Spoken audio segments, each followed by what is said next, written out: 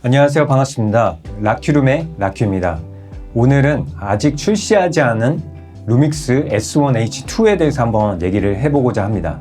작년 2025년은 빅3라고 불리는 소니, 캐논, 니콘의 영상 미러리스 카메라를 선점하기 위한 노력이 참 많았던 한 해였던 것 같은데요. 소니에서는 이미 왕자의 자리를 굳히고 있는 FX3, FX2, FX30, 크롭9도 있겠고, 소니는 여전히 영상 미러리스 시장에 많은 지분을 차지하고 있고, 그 사이에서 소니와 겨루기 위해 캐논도 i6-3와 C50을 출시를 했고, 니콘 같은 경우도 레드를 인수해서 GR을 출시를 했습니다. 막강한 빅3 사이에서 루믹스도 S1R2와 S1-2를 출시해서 영상 시장을 넘보려고 하고 있지만, 저는 S1-2가 특히 하이브리드 카메라로서 특화된 정말 육각형 바디라고 생각을 하는데, 초반에 발열 이슈가 좀 안타까워요. 그래서 빠르게 선점을 치고 들어가지 못했다는 거에 있어서 좀 아쉬움이 큽니다.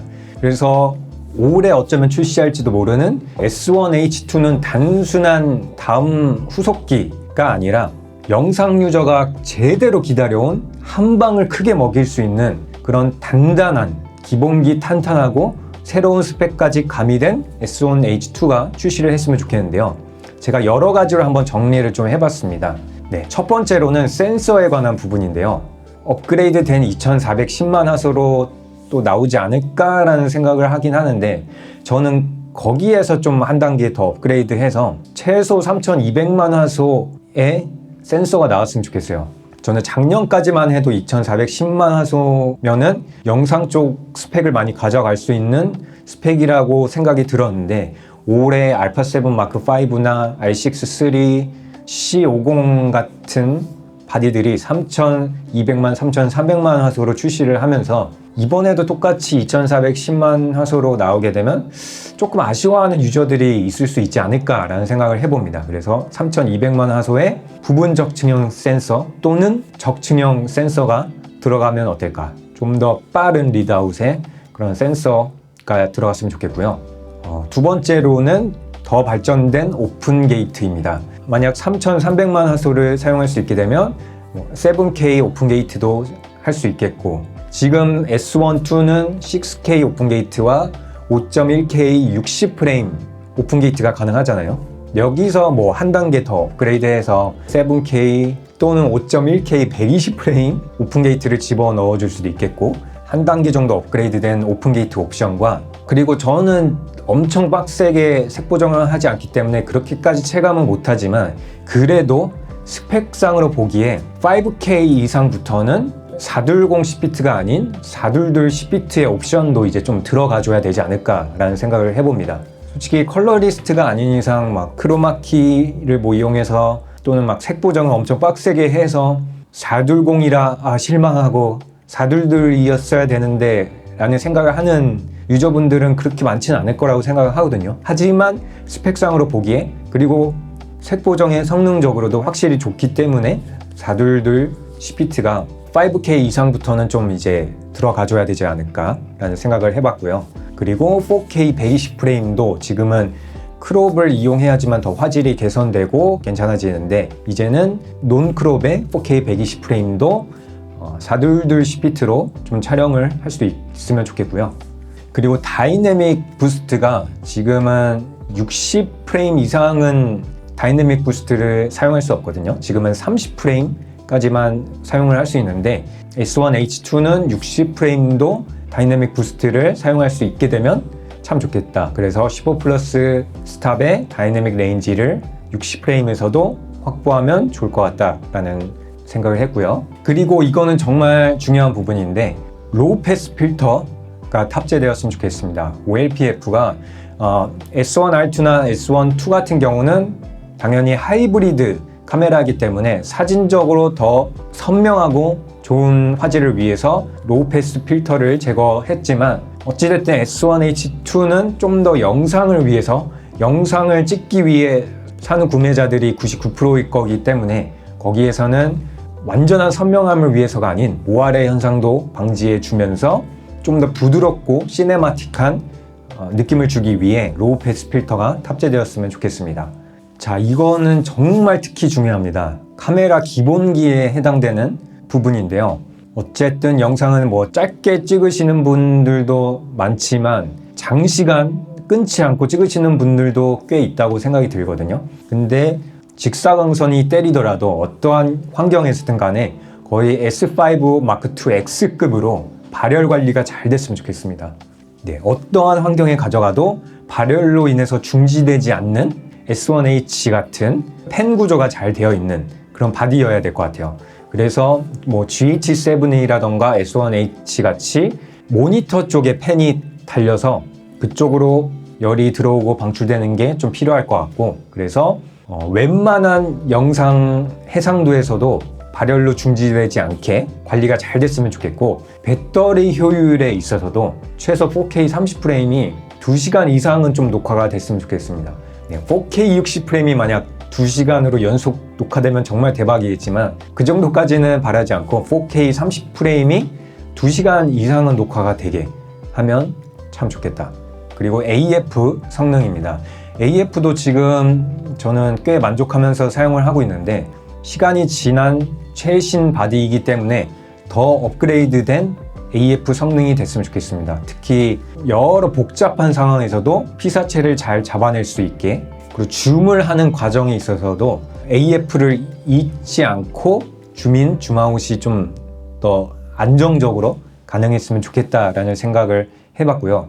근데 지금 저도 뭐 S1, 2로 AF 때문에 불만이 생기고 이런 거는 전혀 없거든요.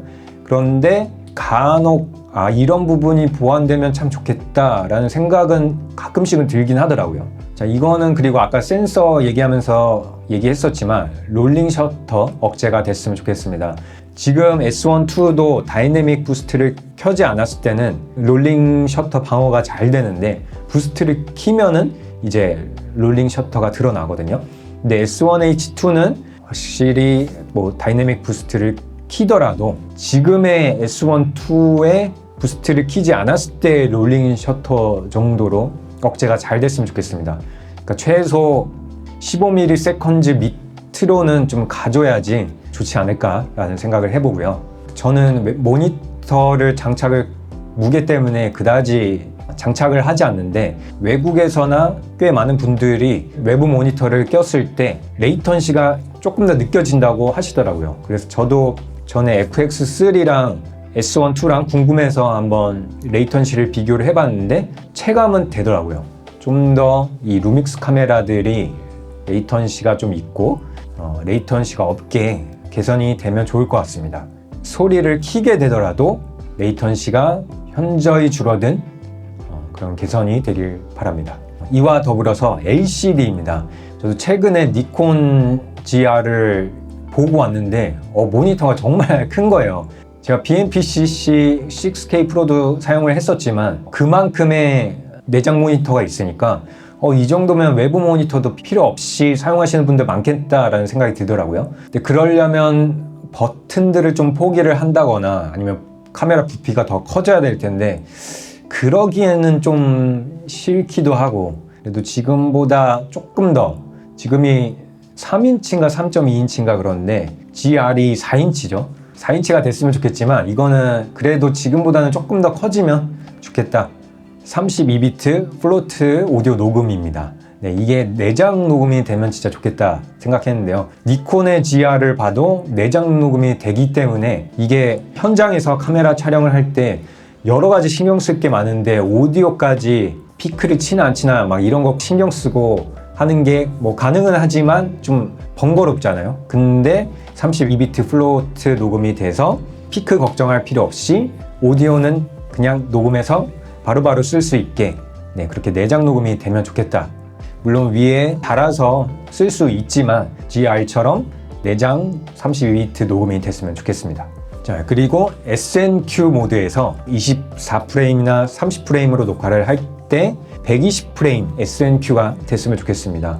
S1R2 같은 경우는 4K 24프레임, 30프레임 420 롱지오피에서는 120프레임 녹화가 가능하더라고요. 그런데 S1, 2에서는 60프레임까지 SNQ가 가능하더라고요.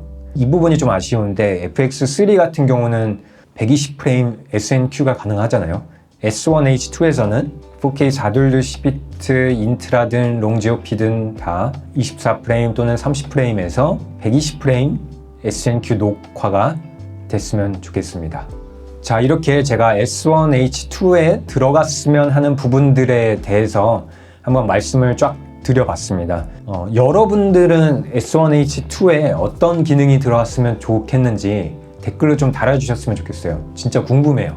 저는 루믹스가 무조건 1위가 되길 바라진 않습니다. 1위가 되면 오히려 급나누기가 심해질 수 있기 때문에 저는 빅3 안에만 들어가게 되면 좋겠어요. 다른 회사 팬분들이 싫어할 수는 있겠지만, 그래서 S1H2가 스펙적으로도 뭐 S1-2보다도 한두 단계 좀 업그레이드 된 기능과 더불어서 기본기가 확실히 탄탄한 발열이라든가 배터리 효율, 롤링 셔터 이런 것들이 더더욱 개선이 돼서 이제는 한번 영상에서 루믹스 없으면 일 못한다 정도로 불릴 수 있게 좀 인기가 훨씬 더 많아졌으면 좋겠고요. 물론 제가 오늘 말씀드린 거는 바디에 관한 부분입니다. 어떤 분들은 렌즈에 있어서 훨씬 더 다양해져야 돼 라고, 그래야지 더 영상 쪽으로 선점할 수 있어 라고 얘기하시는 분들도 있겠고, 그래서 오늘 제가 말씀드리는 건 S1H2 바디가